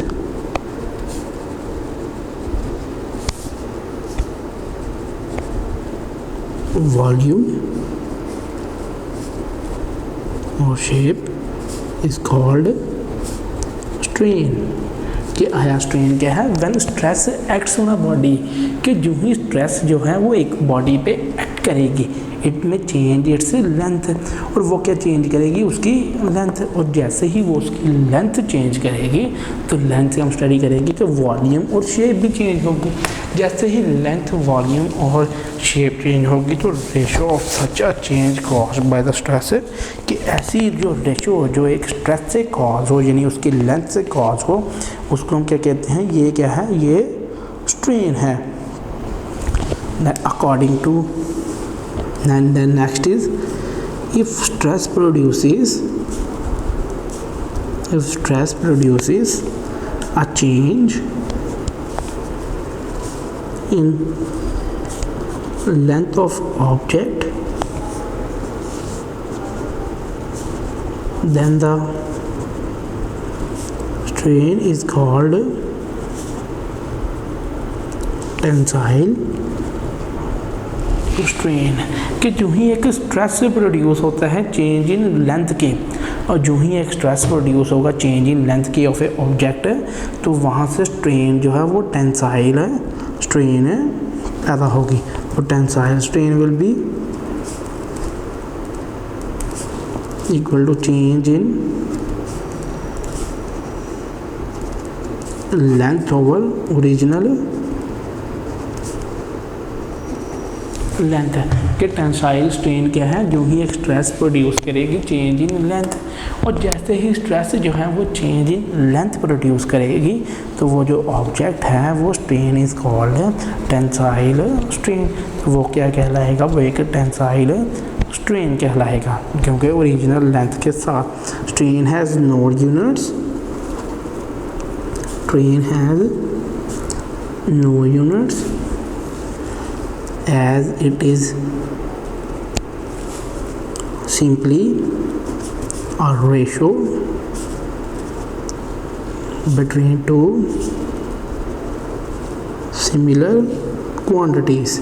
कि strain की कोई unit नहीं है, क्योंकि ये एक ratio है दो क्वांटिटीज़ के दरमियान, और जो रेशो दो सिमिलर क्वांटिटीज़ के दरमियान होती है तो उसको हम क्या कहते हैं कि इसकी कोई इक्वेशंस नहीं है।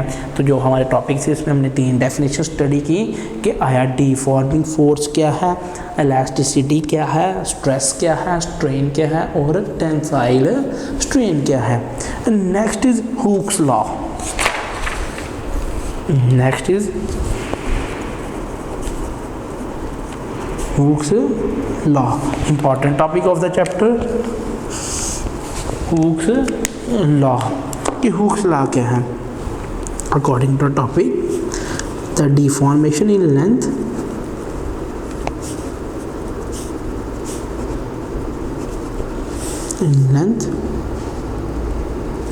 volume or shape of a body depends upon the stress acting on the body। कि डिफॉर्मेशन इन लेंथ वॉल्यूम और shape of the body depends upon the strength acting on the body. कि Hooke's law क्या कहते हैं according to its definition. तो definition के मुताबिक Hooke's law क्या है? According to its definition, the strain produced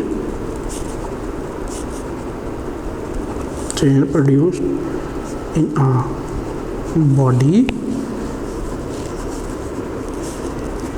by the stress applied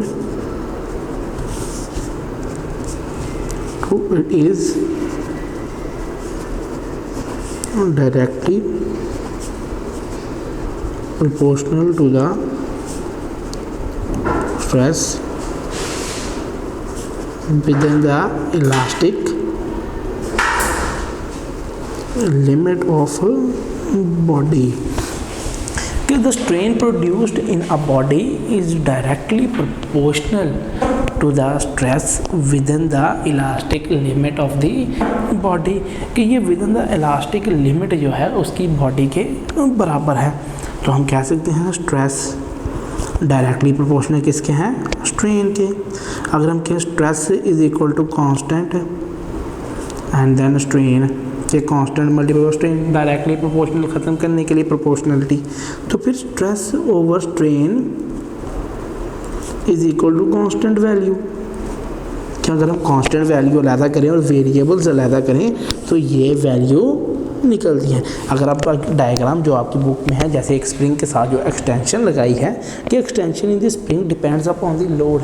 कि एक्सटेंशन जो भी एक स्प्रिंग है उसमें एक्सटेंशन तब आएगी जब तक उसके साथ वज़न लगाएगा। हम जितना ज़्यादा वेट लगाएंगे उतनी ज़्यादा उसमें एक्सटेंशंस पाई जाएंगी। Next, according to Hooke's law,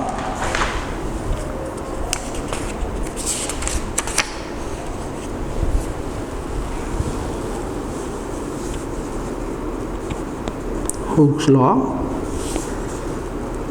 is applicable to all kinds of deformation and all types of matter। कि ये हर काइंड के matter, solids, liquids, gases। This limit tells us the maximum stress that can be safely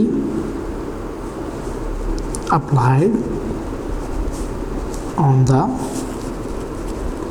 body, that can be safely applied on the body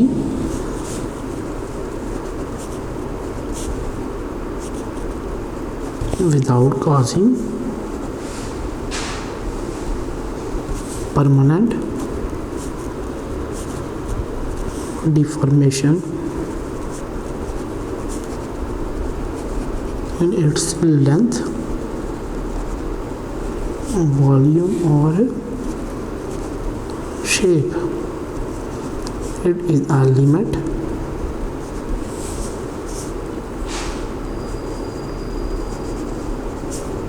within which a body recover its original length, volume and shape after deforming force. After deforming force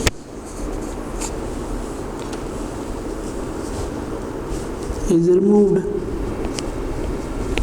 कि Hooke's law किसके लिए applicable है? Hooke's law is applicable to all kinds of deformation and all types of matter, solid, liquid और gas with a certain limit के साथ। और limit all types of matter के साथ एक लिमिट के साथ मौजूद रहता है कि ये हर एक पे एप्लीकेबल है। लेकिन ये limit tells the maximum stress that can be safely applied on a body without causing permanent deformation in its length, volume, shape. In other words, it is a limit within which a body recovers its original length, volume or shape after the deforming force is removed. When a stress crosses the limit called elastic limit, a body is permanently deformed and is unable to restore its original state after the stress is moved.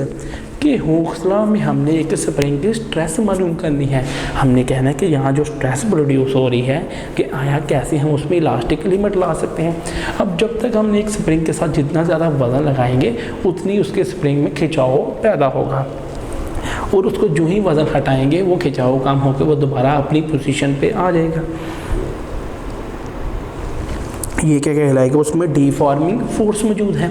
लेकिन जो ही deforming force जो है वो ख़त्म होती है तो deforming force के ख़त्म होने के साथ साथ क्या होता है, वो स्प्रिंग इस कदर खिंचाव आ जाता है कि वो दोबारा अपनी असल हालत में नहीं आ सकता।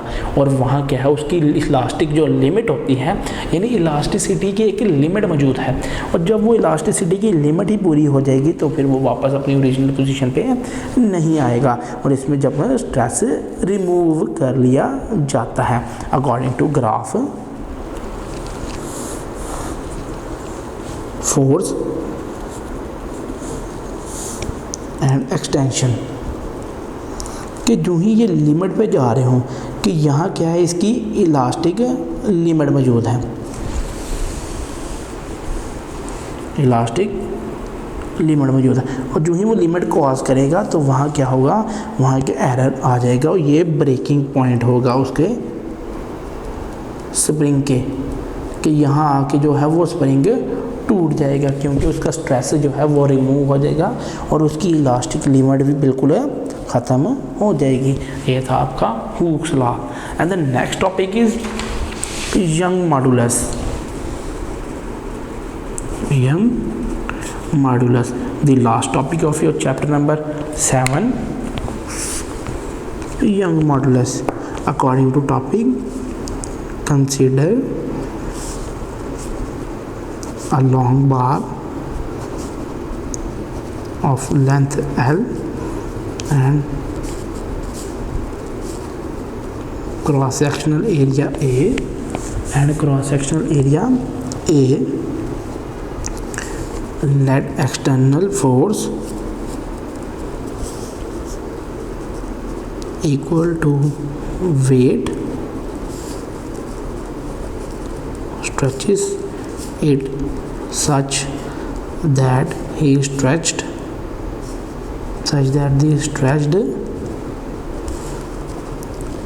length becomes L. Then according to Hooke's law,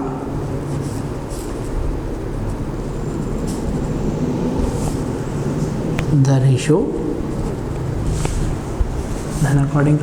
ratio of this stress to tensile strain is constant with an elastic limit of the body.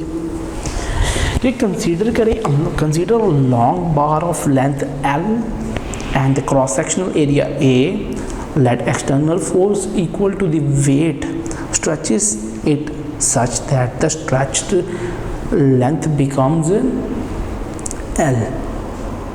According to Hooke's law, the ratio of the stress to tensile strain is constant within the elastic limit of the body. कि जब हम एक long बार लेंगे और long बार को हम इस कदर स्ट्रेच करेंगे कि उसका क्रॉस सेक्शनल एरिया इंक्रीज हो जाए और जो कि उस पर एक्सटर्नल फोर्स लगे वो इस कदर ज़्यादा हो कि उसकी जो नई लेंथ होगी वो एल बने। इसी तरह हुक्स लॉ क्या बताता है कि रेशियो किसकी है, ये स्ट्रेस टू टेंसाइल स्ट्रेन है जो कि कांस्टेंट है with elastic limit according to definition के मुताबिक the ratio of stress to strain of stress to tensile strain is called Young modulus। कि यंग मॉड्यूलस क्या है, the ratio of stress to strain. जो स्ट्रेस टू स्ट्रेन जो ratio होगी हम उसको यंग मॉड्यूलस कहेंगे। तो Young modulus Y will be equal to stress over tensile strain. कि स्ट्रेस ओवर टेंसाइल स्ट्रेन होगी और जो है delta L be change in length. और डेल्टा एल क्या है, वो चेंज इन लेंथ है। तो डेल्टा एल किसके बराबर हो गया, एल माइनस एल नॉट के, L minus L naught. Stress is equal to force over area F over A. Tensile strain is L minus L naught over L naught, then delta L over L naught and F is equal to A. Then Young modulus is equal to stress over tensile strain. Then Y is equal to F over A multiplied by L naught over delta L. Then Y is equal to F L naught A delta L। कि F not किसके बराबर, delta L के बराबर। ऐसा unit ये किसका formula है, Young modulus. ऐसा unit of Young's modulus is newton per square metre. कि वो क्या है, न्यूटन पर स्क्वायर मीटर। ये है उसकी एसआई यूनिट। ये था आपका टॉपिक अबाउट यंग मॉड्यूलस।